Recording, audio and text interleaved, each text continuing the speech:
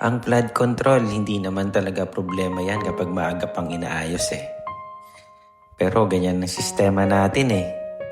Lahat nakikita na yung bitak, pero wala namang gumagalaw hanggat hindi lumulubog ang tao. At sa pag-ibig, pareho rin. May mga senyalis na may mga crack na, may mga warning na, pero hindi nila papansinin hanggat hindi ka tuluyang nasisira. Ganito yata ang nakasanayan ng mundo. Hindi aayusin ang dapat ayusin.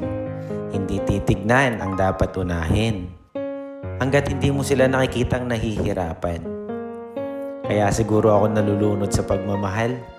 Kasi lagi akong umaasa sa sistemang hindi marunong kumilos habang kaya pa. Ganun pala sa buhay. Hindi sapat na may dam. Kailangan may malasakit.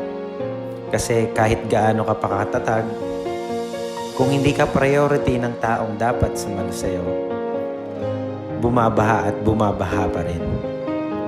Ako si Kaloyski at kung minsan, hindi ulan ang dahilan kung bakit tayo lumulubog, kundi ang sistemang hindi marunong magtama habang maaga pa.